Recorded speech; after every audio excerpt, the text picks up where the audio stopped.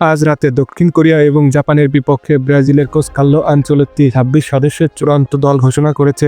এই ২৬ সদস্যের চূড়ান্ত তালিকায় নেইমার সহ অভিজ্ঞ অনেক খেলোয়াড় বাদ পড়েছেন। আর এই ২৬ সদস্যের চূড়ান্ত তালিকায় ডাক পেয়েছেন যারা বিস্তারিত থাকছে পুরো ভিডিওতে, তাই সম্পূর্ণ কিছু জানতে পুরো ভিডিওটি দেখার অনুরোধ করা হলো। ব্রাজিল জাতীয় দলের নতুন যুগ শুরু হলো কার্লো আনচেলত্তির হাত ধরে। আজ তিনি ঘোষণা করছেন এশিয়া সফরের জন্য চূড়ান্ত ২৬ সদস্যের স্কোয়াড। এই দলে থাকছে না একাধিক তারকা খেলোয়াড়। স্বাভাবিকভাবে থাকছে না দলে নেইমার জুনিয়র।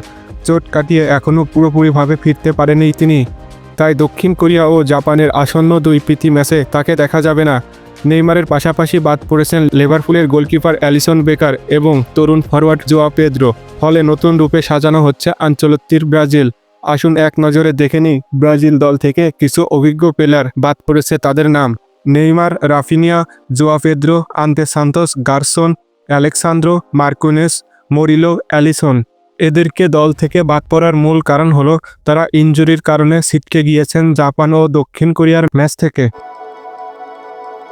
ঘোষিত দলে আক্রমণ ভাগে জায়গা পেয়েছে Gabriel Martinelli, Rodrygo Vinicius Junior, Richarlison ও ম্যাথিউস কুনহা।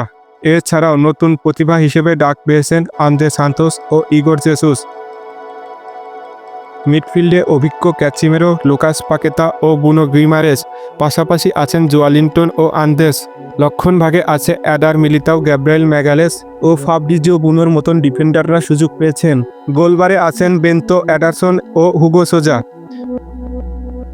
এই দল ঘোষণার মূল উদ্দেশ্য হলো আগামী অক্টোবর মাসের দুটি আন্তর্জাতিক প্রীতি ম্যাচে ব্রাজিলকে মাঠে নামানো। প্রথম ম্যাচ 10 অক্টোবর, প্রতিপক্ষ দক্ষিণ কোরিয়া। দ্বিতীয় ম্যাচ 14 অক্টোবর, প্রতিপক্ষ জাপান। এশিয়ার মাটিতে এই দুটি ম্যাচকে ঘিরে ব্রাজিল ভক্তদের মধ্যে উত্তেজনা তৈরি হয়েছে। কোচ কার্লো আনচেলত্তি নিজেও ইঙ্গিত দিয়েছেন তিনি নতুন প্রজন্মের খেলোয়াড়দের পরীক্ষা করে দেখতে চান, যা ভবিষ্যতে ব্রাজিলের মেরুদণ্ড হয়ে উঠবে। সব মিলিয়ে নেইমার ছাড়া নতুন রূপে সাজানো হয়েছে ব্রাজিল দলকে। এশিয়া সফরে কেমন করবে দেখা যাক। বলিভিয়ার বিপক্ষের হারকেও উপেক্ষা করে জাপান ও দক্ষিণ কোরিয়ার বিপক্ষে ব্রাজিল দল জয়ের ধারায় ফিরতে পারবে নাকি, সেটাই এখন দেখার অপেক্ষায়।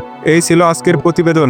ব্রাজিলের পরবর্তী আপডেট পেতে চ্যানেলটি সাবস্ক্রাইব করুন, ফেসবুক পেজটি ফলো করুন। ধন্যবাদ, খোদা হাফেজ।